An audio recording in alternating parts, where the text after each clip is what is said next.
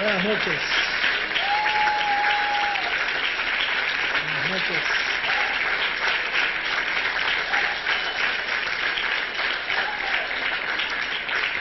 Pueden tomar asiento, gracias.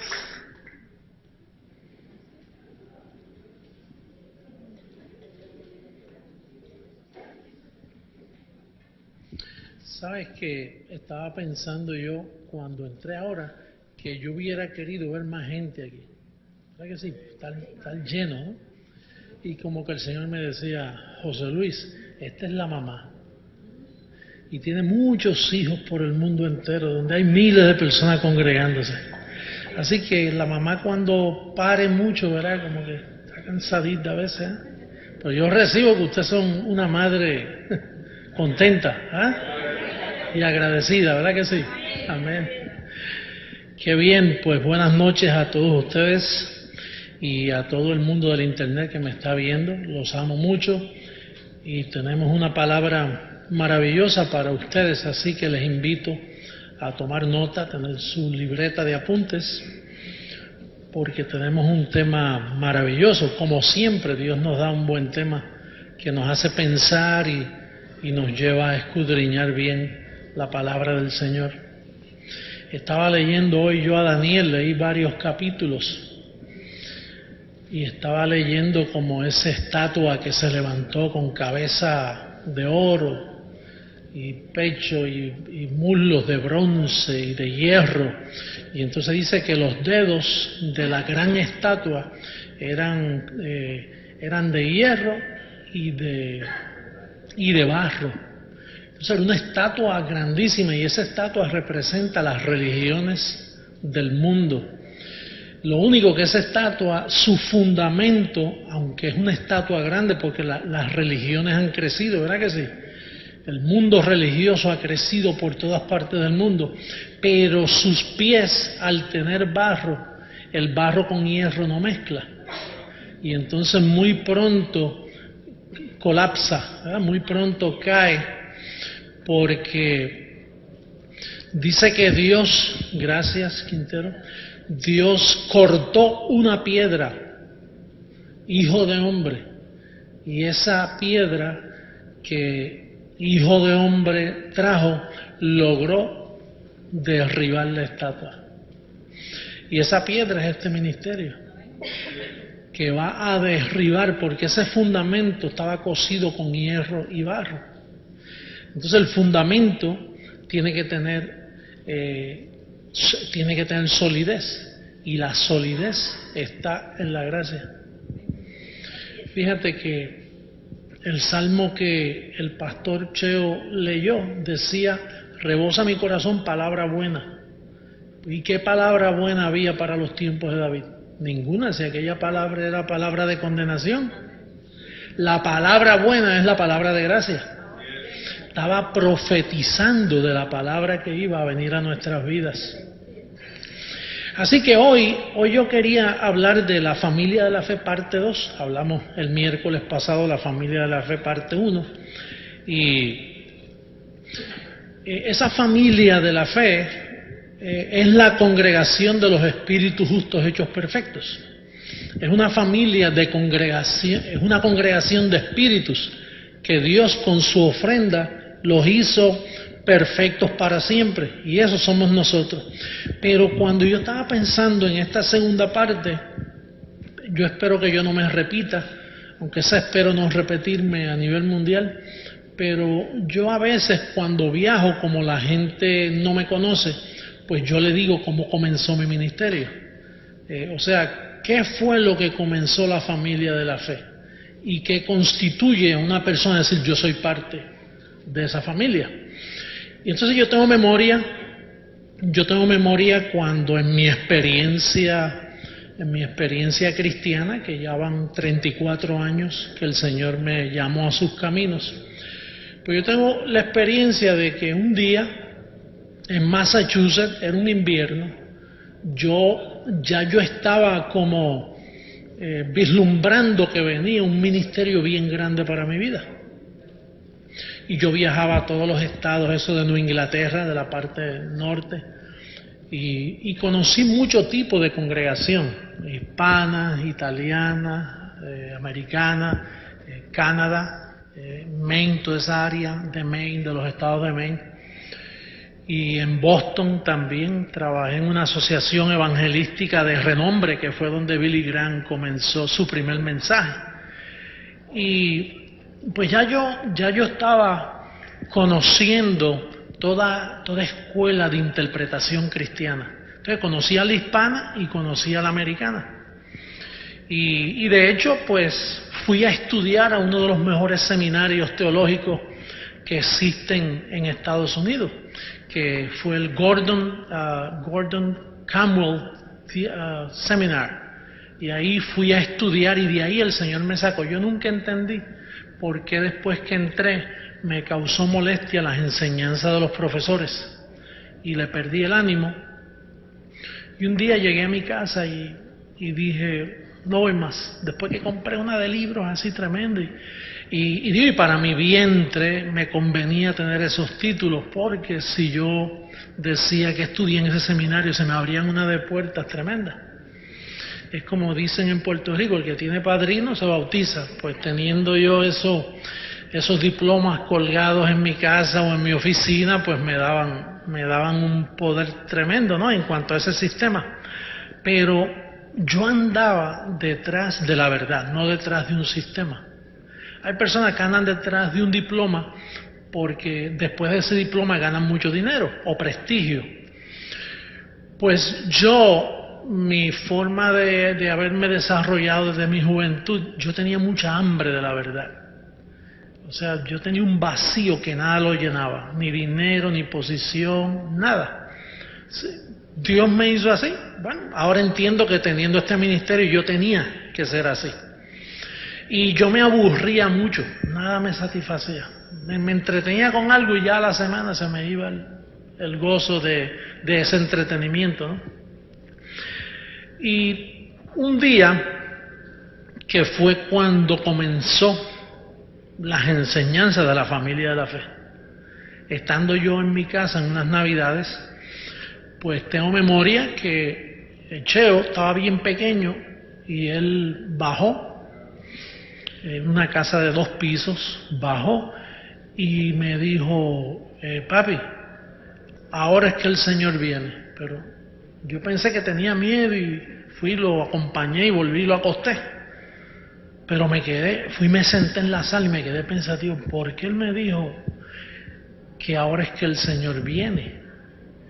Y yo dije, bueno, eso será en el futuro, pensé yo.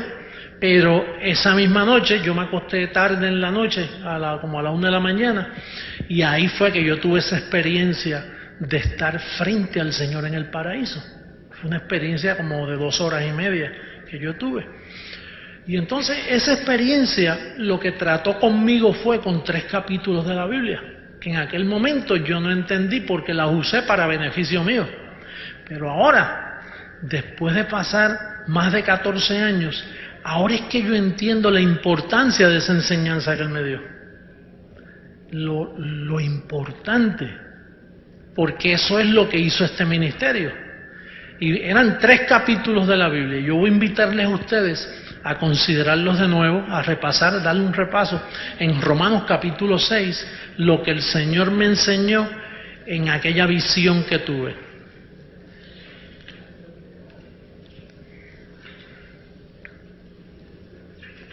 Romanos capítulo 6. Estas enseñanzas constituyen cuál es la verdadera familia de la fe y quién no es la familia de la fe. Y si usted está asistiendo a un ministerio donde la enseñanza le da los beneficios de una familia, especialmente una familia de fe. Fíjese, Romanos capítulo 6. Yo quiero confesarles a ustedes aquí en Miami y delante del mundo, y no miento cuando digo esto, que cuando el Señor se me apareció yo no le vi el rostro, pero yo sabía que era el Señor. Y entonces cuando se me apareció en forma de maestro a discípulo, me dijo, siéntate y lee.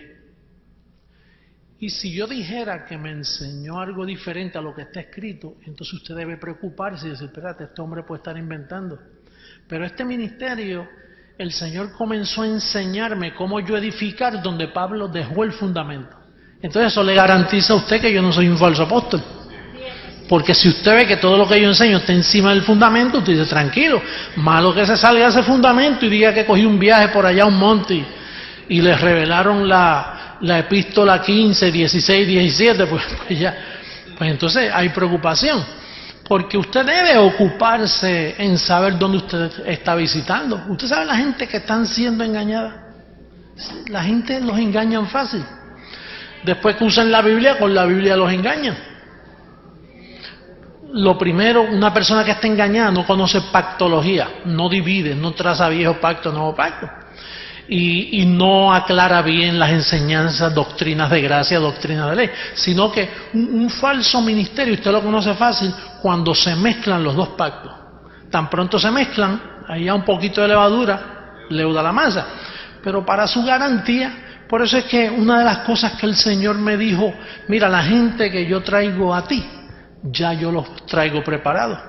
Por eso usted ve que nosotros no usamos mecanismos como llene esta hojita para hacerlo miembro. Nosotros no utilizamos nada de esto.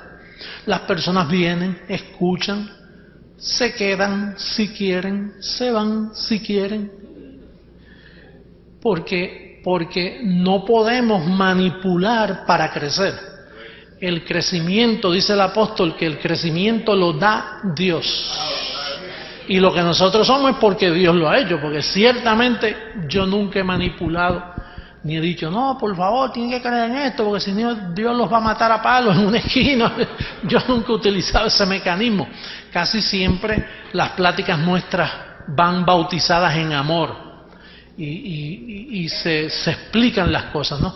Pero yo quiero que tú consideres de los labios de Jesucristo.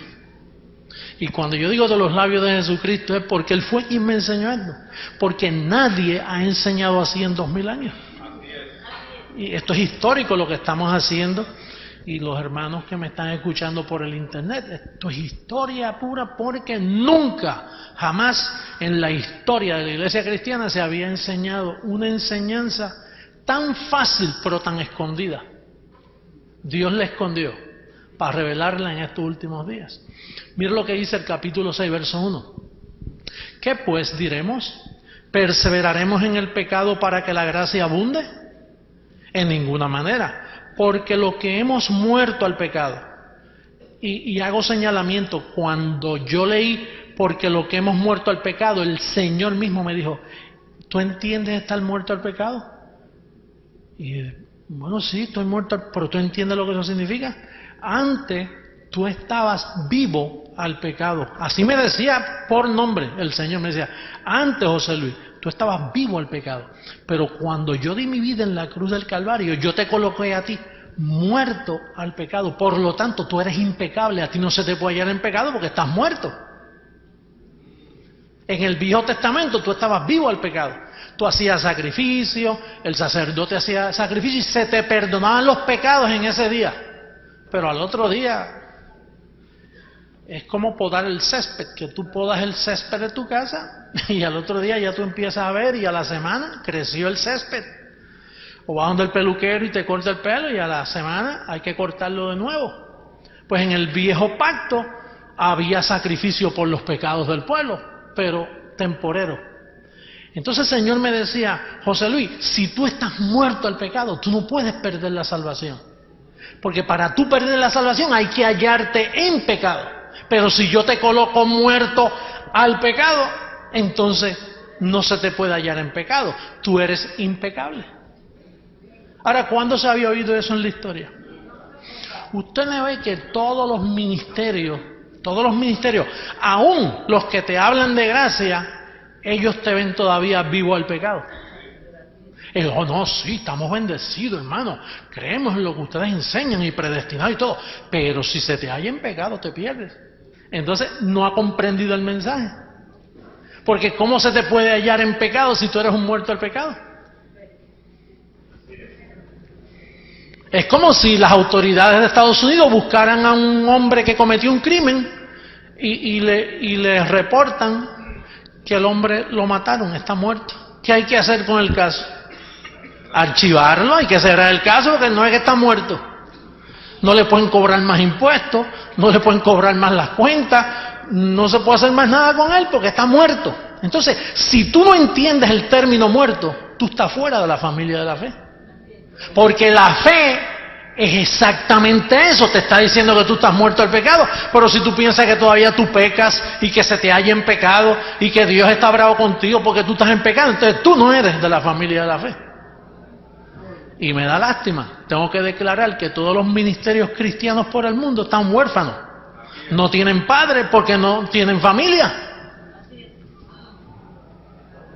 Imagínese un muchacho que usted encuentre por ahí y le dice, ¿quiénes son tus padres? Y yo no sé. ¿Y cuál es tu apellido? Yo no sé tampoco. Me dice, ¿quién tú eres? Porque yo soy un huérfano. Ahora si tú dices, yo tengo familia. ¿Y de qué familia tú eres? De tal familia. ¿Y qué apellido es? De tal. Ah, bueno, entonces tú tienes una familia. Pues si tú no entiendes que tú estás muerto al pecado, que la iglesia, la familia de la fe, Cristo murió con el propósito de colocarla muerta al pecado, para que el pecado jamás vuelva a tocarla. Entonces tú eres parte de la familia de la fe. Ese es el mensaje.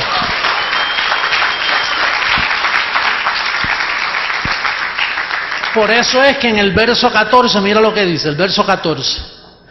Porque el pecado, ¿qué? No se enseñoreará de vosotros, pues no estáis bajo ¿qué? Sino bajo ¿qué? Entonces, bajo la gracia, ¿el pecado puede agarrarte otra vez? No, el pecado no puede ser Señor, porque para el pecado ser Señor hay que hallarte bajo ley. Y el fin de la ley es ¿qué? Cristo.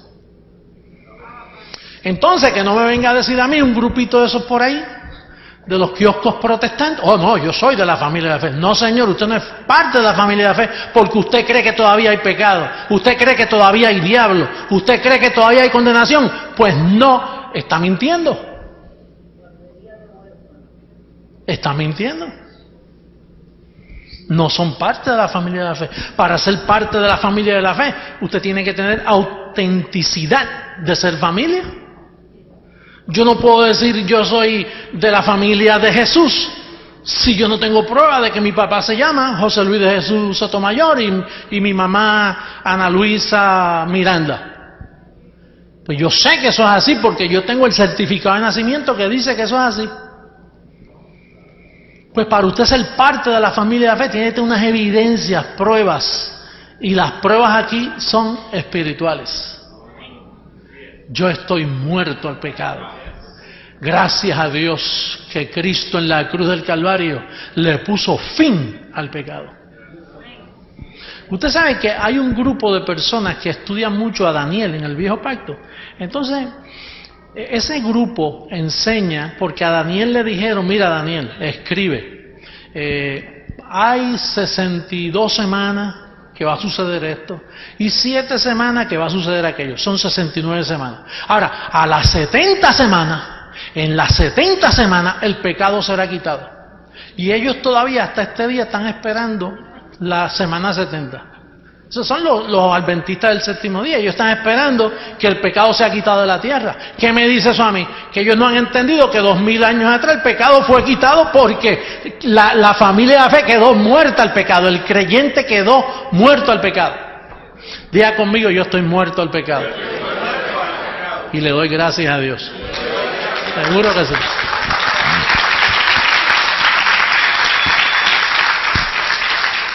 Casi siempre, ¿usted sabe por qué este tema quedó oscuro por 2000 años?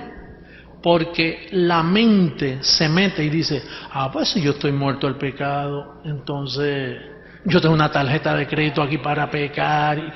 Una tarjeta de crédito, pero el límite es, no esa de $5,000, no, una tarjeta esa de millones.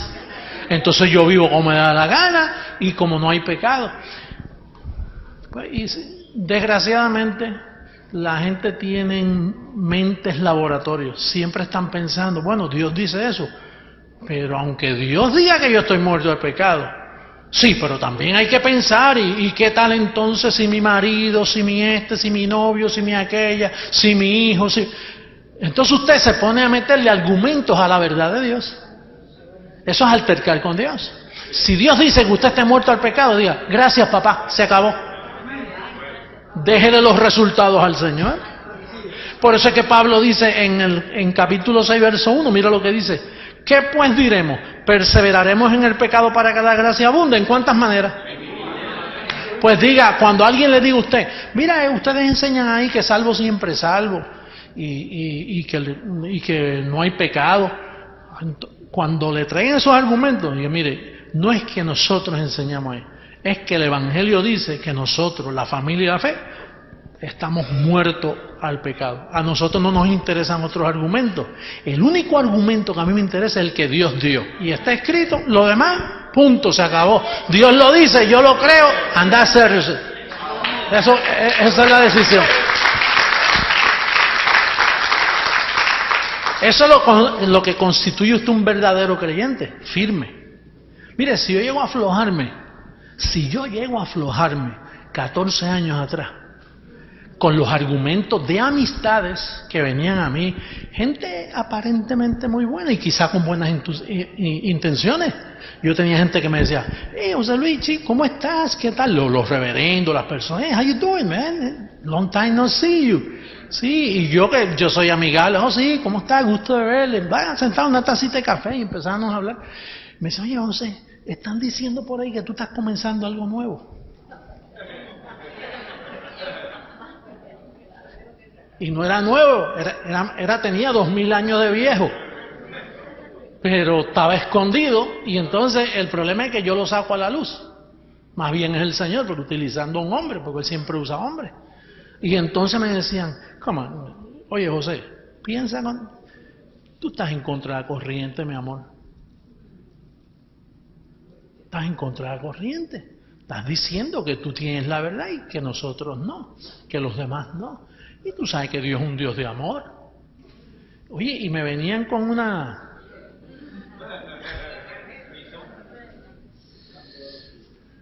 Entonces yo decía, fíjate, yo no estoy diciendo eso.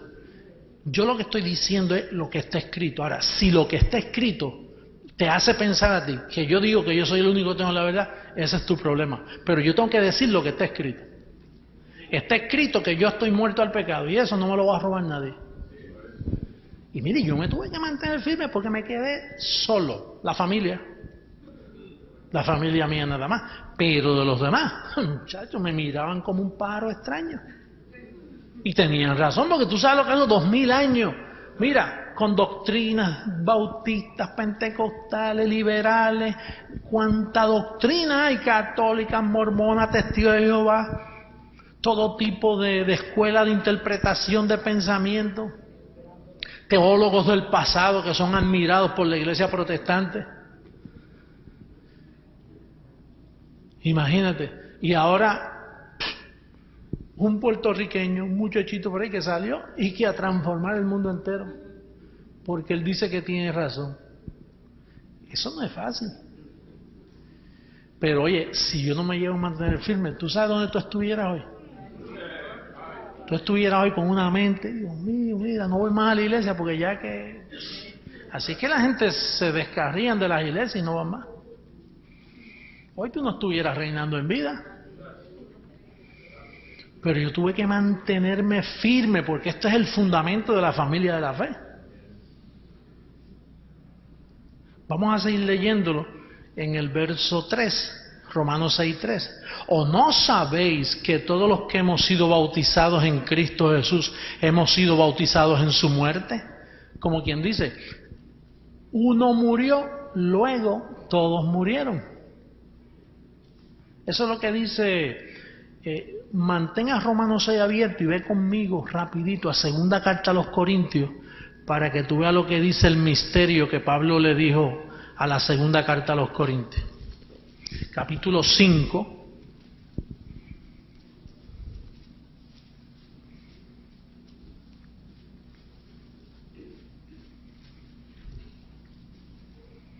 En el verso 14 mira lo que dice, para que entiendas qué significa bautizados en su muerte. ¿Lo tenemos todos? Dice, porque el amor de Cristo nos constriñe, pensando, no haciendo. Esto es pensando, ¿sabes? Aquí todo está en la mente. Volvemos a lo mismo, a la mente. Pensando esto, que si uno murió por todos, ¿qué pasó? ¿Luego qué? La iglesia, cuando Cristo murió, quedó muerta. Todos los elegidos y escogidos del mundo quedaron muertos al pecado. Tú no ves que cuando Él muere ya no hay oportunidad de agarrarlo en pecado. Cristo pudo haber pecado antes de morir, pero después que murió y resucitó, ya el pecado no puede con Él, porque ya Él venció la muerte. Pero entonces Él te imputa esa bendición a ti. Dice, bueno, si a mí ya el pecado no me puede agarrar, a José Luis tampoco. Si a mí el pecado no me puede agarrar, tú tienes que decir, y a mí tampoco. Diga conmigo, a mí tampoco. Decir que a ti no se te puede hallar en pecado. Vete, dile eso al pastor donde tú visitabas. Dile eso a los líderes conciliares del mundo que me están escuchando ahora mismo. Vete, que me escuchen, que crean estos 15 minutos que yo llevo hablando. Si creen esto, se les cae el kiosco al piso, porque ellos todas sus doctrinas están envueltas en que hay pecado para la iglesia. Ellos han blasfemado y han tenido por inmunda la sangre del pacto.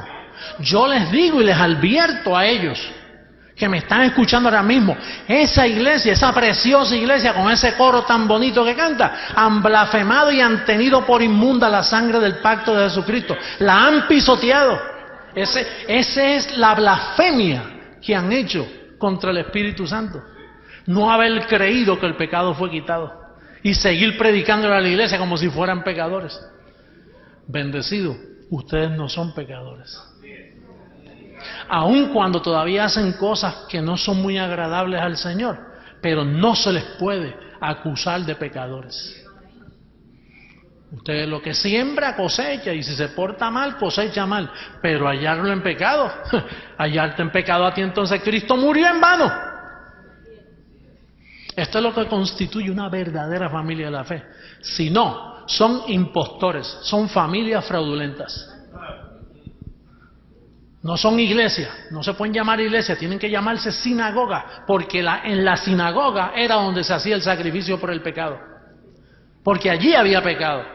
Pero en la iglesia del Señor Jesucristo, que Él murió y pagó y derramó su sangre para lavarla, para santificarla, no puede haber pecado, entonces no es iglesia. ¿Usted me está entendiendo, mi bendecido hermano? Mira, si tú entiendes esto que hemos hablado hasta aquí, no hay quien te engañe. Porque todas las religiones poseen un engaño. ¿Tú sabes cuál es? Que hay pecado. Que se te puede hallar en pecado. Ahí viene la misa el domingo, en todas las catedrales del mundo, la misa es un recordatorio del pecado. Cuando el cura está haciendo ahí su sacrificio y las campanitas, y cogen la copa y la limpian y empiezan, tú sabes, cuando dicen Ave María purísima, sin pecado, Santa María, sin pecado concebida, ruega por nosotros pecadores. Usted está diciendo, ¿y qué hizo Cristo 2000 años atrás? Mira, esto es de vida o muerte lo que estamos hablando aquí. Mira que Lutero escribió 95 tesis y las clavó en unas puertas del templo allá en Alemania. Aquello es un pellizco de ñoco al lado de lo que estamos hablando en esta noche. ¿Usted ha visto un ñoco pellizcando? Pues aquello no fue nada. Esto sí es una tesis. Que no clavarlas en unas puertas, clavarlas en la mente de los elegidos por todo el mundo.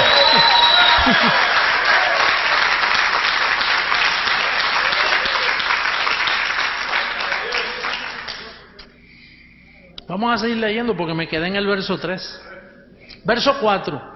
Porque somos sepultados juntamente con Él para muerte por el bautismo. Fíjate, te ven sepultado ya. Dios te ve sepultado. Dios ni vivo te ve en la carne, imagínate. Te ve muerto y después te sepultó también para que no haya dudas. Dice, sepultado juntamente con él para muerte por el bautismo.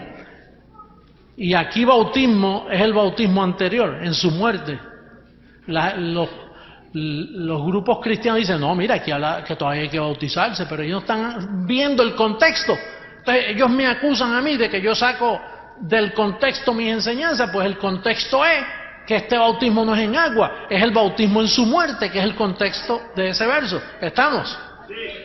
Dice, verso 4, porque somos sepultados juntamente con él para muerte por el bautismo, a fin de que como Cristo resucitó de los muertos por la gloria del Padre, así también nosotros andemos en vida nueva.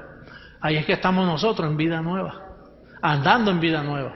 Antes pensábamos que estábamos en vida nueva, porque dejamos de bailar y dejamos de fumar y dejamos de dar un par de pasitos y cositas. Ah, yo tengo vida nueva. Eso no es vida nueva. Vida nueva está en la cabeza aquí, en el Evangelio. Verso 5, porque si fuimos plantados juntamente con él en la semejanza de su muerte, así también lo seremos en la de su resurrección. Sabiendo esto hay que saberlo, si no lo sabe, sabiendo esto, que nuestro viejo hombre va a ser crucificado. Ya tomó lugar, fue crucificado juntamente con él, para que el cuerpo del pecado sea destruido, a fin de que no sirvamos más al pecado. Porque el que ha muerto, ¿cuántos han muerto aquí? ¿El que ha muerto qué? ¿Ha sido qué? ¿Usted entiende la palabra justificado? Que usted es culpable, pero el juez dice, queda justificado. Alguien queda libre. El que ha muerto ha sido justificado del pecado. El problema mío, hermano, es que cuando yo sabía eso, que lo vine a entender bien, yo daba viajecitos a Atlanta, donde estaba la compañía, las oficinas, porque yo trabajaba en Puerto Rico como asistente director de evangelismo en toda la isla de Puerto Rico. Y el llamado mío era alcanzar toda la isla. Pero yo tenía que dar reuniones mensuales a Atlanta para ponerme al día con las nuevas cositas del departamento de evangelismo, los nuevos inventos. Evangelismo explosivo, una nueva forma de alcanzar gente. Pues yo tenía que ir allá.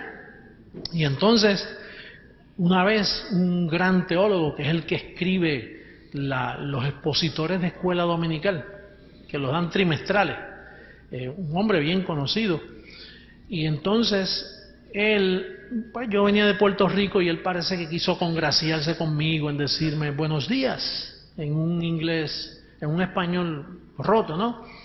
Buenos días, ¿cómo está? Y entonces me decía, ¿cómo está la isla de Puerto Rico? Y muy bien, muy bien. Y un día pues nos sentamos así y estábamos hablando, estábamos tomando café y cosas, y en un receso que hubo. Y entonces, no sé cómo llegamos. Bueno, yo sé cómo llegamos, porque yo siempre empujo a la gente hacia estos temas, ¿no? Decentemente y hábilmente y en forma de pregunta, pues yo me hice, como él es el teólogo, yo no tengo un grado en teología, ni lo quiero. ni lo quiero, gracias a Dios que nunca lo recibí. Pero yo le dije, doctor, ¿qué usted entiende por los Romanos 6 cuando dice que estamos muertos al pecado? Y bueno, esa es la gran teología del apóstol Pablo, que estamos muertos al pecado. Y pero ¿qué usted entiende por eso? Y entonces me dijo, ¿qué tú entiendes? Y bueno, yo entiendo que si estoy muerto al pecado, soy impecable, no se me puede hallar en pecado. Pero ¿en dónde tú estudiaste, José Luis? Y no, yo no quiero hablar de eso, donde yo estudié. Porque imagínate, cuando quise estudiar, el Señor me sacó del seminario, así que le digo dónde estudié. Y entonces yo vengo y le digo, yo lo que quiero decir es que si yo estoy muerto al pecado, le puse un ejemplo, es como un individuo que muere, que ya no le pueden cobrar impuestos. Pero ¿dónde tú aprendiste eso? Si yo le dijera que yo lo aprendí del que él le está sirviendo, él está sirviendo a Jesucristo, pues al que él le sirve me lo enseñó. Pero si yo le digo que fue Jesucristo, me llama blasfemo. Él no lo va a creer. El doctor no entendía lo que tú acabas de entender en los últimos 20 minutos. Y hasta ahora no lo entiendes. Por eso, quizás si tú supieras lo que se aprende sentado en las sillas de este edificio, tiene un valor tan poderoso, porque no hay grupo cristiano, no hay teólogo, no hay movimiento mundial en 2000 años que pueda enfrentarse a lo que tú le puedes enseñar una vez tú estás expuesto a estas enseñanzas. No lo hay.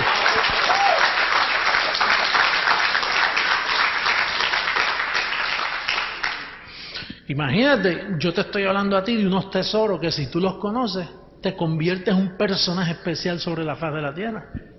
Tú eres una persona muy especial. Imagínate que tú puedes comenzar en tu país, allí donde estás.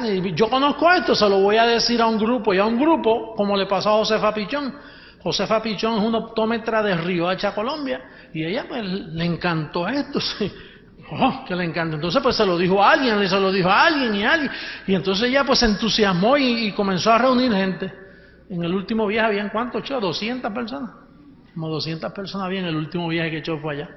Y entonces ella una vez me dijo, apóstol, mire, yo tengo un grupo que necesito que usted envíe un pastor.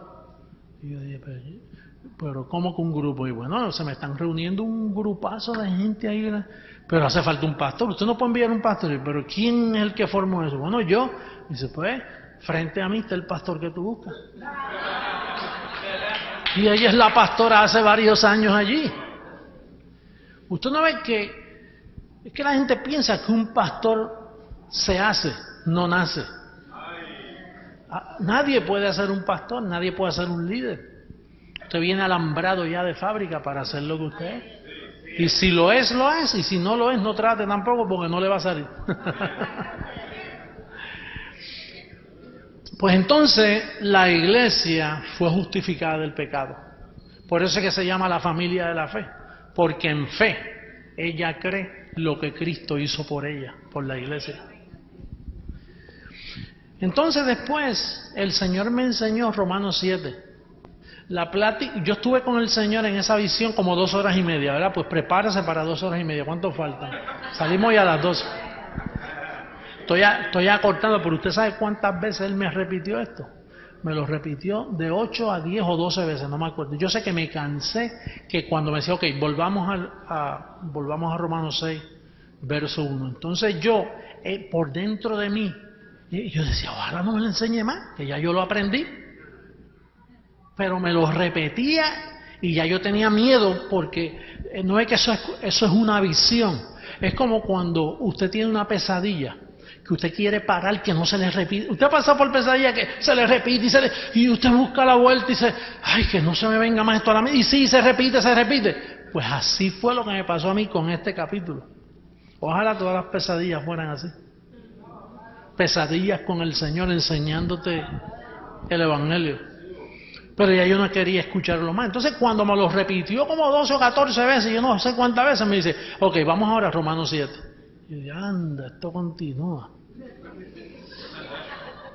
Era tan real, así mismito como yo te estoy hablando. Entonces Romanos 7, mira lo que él me leyó, dice, pero ahora estamos libres de la ley, por haber muerto, diga muerto, por haber muerto para aquella en que estábamos sujetos, de modo que sirvamos bajo el régimen nuevo del Espíritu y no bajo el régimen viejo de la letra. El Señor volvía y me explicaba, mira José Luis, la razón que tú estás, cuando yo di mi vida, te coloqué muerto al pecado, pues entonces al colocarte muerto al pecado, tú has muerto a la ley. La ley no puede contigo, la ley de Moisés, los mandamientos, no hay ley que pueda contra ti. Ahora fíjate, la ley existe para todos los que no saben lo que yo estoy hablando. Porque todavía hay grupos por ahí guardando la ley. Los judíos están guardando la ley. Mira, cuando venía en la radio ahora para acá, hay un grupo de judíos mesiánicos, que no es otra cosa que unos legalistas enredados que no entienden lo que es pactología. Y hablando que Dios los puso a ellos para que volvamos a Israel, para que volvamos a las enseñanzas salvíficas. del pueblo de Israel. Y por eso tienes que vivir santamente, porque si Yeshua, Mashiach te coge en pecado, mira, quiere decir que no ha entendido ni lo que es evangelio, pero se llaman judíos cristianos, se llaman judíos mesiánicos. Tremendo disparate. Ese disparate último de ese grupo es más disparatado que los demás grupos. O sea que la gente sigue turbada por ahí. Oye, y están creciendo. Tú no ves que la gente andan como ovejas sin pastor buscando lo último nuevo. ¿Qué es lo último que salió de la avenida? Es como la gente anda buscando el último CD del artista tal, de la otra artista. Porque eso, tú sabes, eso se pone viejo y hay que buscar lo nuevo. Y los artistas suben y bajan, suben y bajan. Ahora, esto que yo te estoy enseñando, esto nunca baja. Porque esta es la verdad del Evangelio. Tú fuiste predestinado para escuchar esta palabra. Entonces dice aquí que por haber muerto a la ley, estás libre totalmente del pecado por haber muerto a la ley. Cuando Cristo murió te dio ese privilegio. Y lo último que me enseñó fue el capítulo 8. Con esos 3 capítulos yo comencé este ministerio. Con esos 3 capítulos. Y estuve como 4 años predicando esos 3 capítulos porque yo no sabía más nada de la Biblia. Después de tantos años en la iglesia yo no sabía nada no me atrevía ni leer otro capítulo. Cuando yo entendí Romanos 6, 7 y 8, después yo no me atreví a predicar de más nada. Y no, hasta que Él no me explique lo otro, no lo toco porque no ve que está contaminado con las enseñanzas anteriores. Yo tenía que renovar toda mi enseñanza. Rompí todo, tiré todo al piso, todo lo de lo viejo, no, ni lo toqué. Bota esas porquerías que tiene, que todo eso está contaminado. Libros de que yo iba a la librería y encontraba esos libros, esos cuadernos bellos con letras de oro. Profundidades del cristianismo. Y no estaban ni en la orilla, que en lo profundo.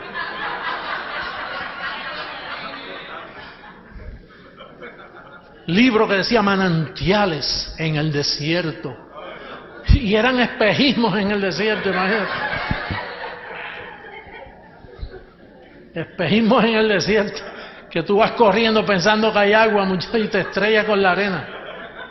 ¿Ustedes saben de lo que yo estoy hablando? Manantiales para el predicador. Sermones para el predicador de este nuevo milenio. Unos librazos que yo... Cuánto dinero cogía, me compraba esos libritos, porque así yo los ponía en mi librería y me sentí importante cuando alguien llegaba y decía, oye, este hombre estudia. Basura. ¿Tú sabes lo que Pablo lo llamó? Estiércol. Dice, todo lo tengo por basura para ganar esto, para ganar la gracia y el conocimiento. Pues yo comencé de nuevo con Romanos 6, 7 y 8. Y mira lo que aprendí de Romanos 8.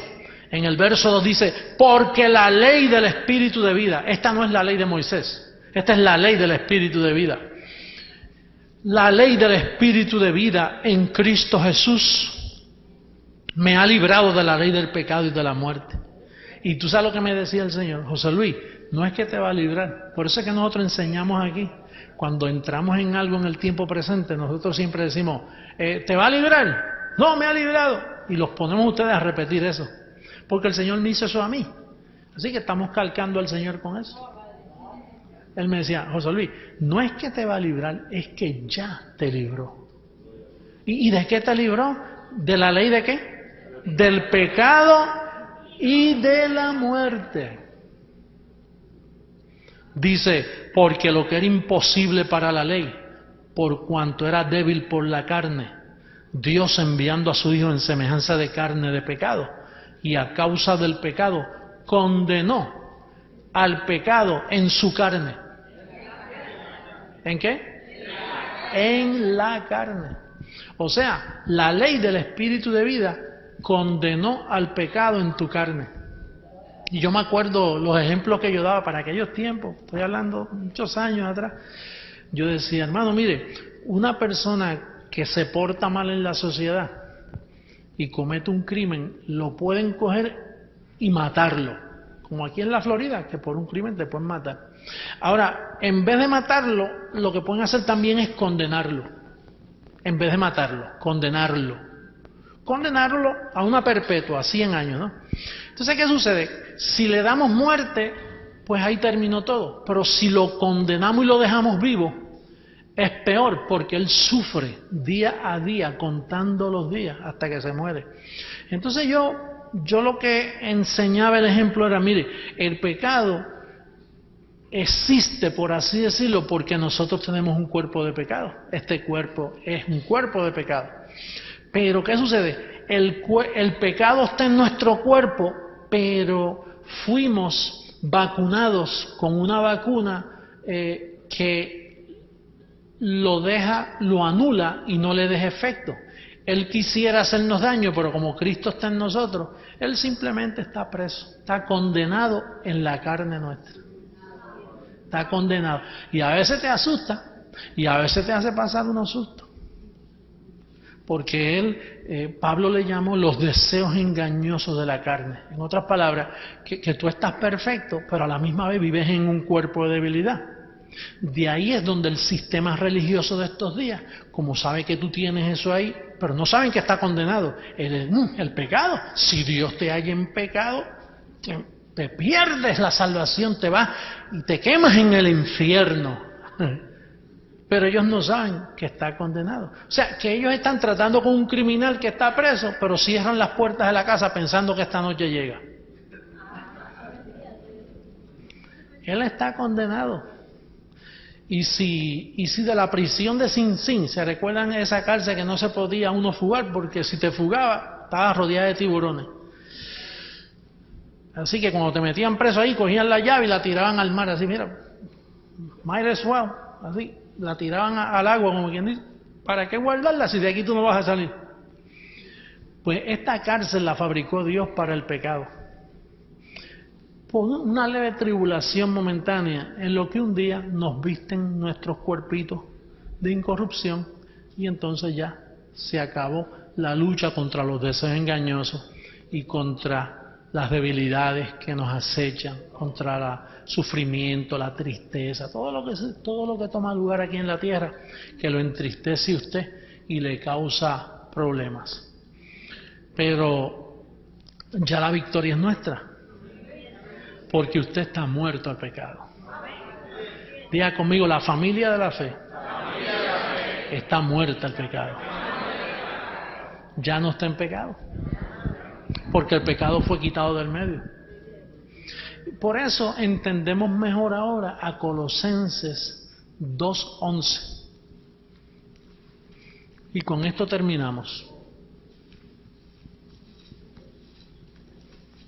Colosenses capítulo 2.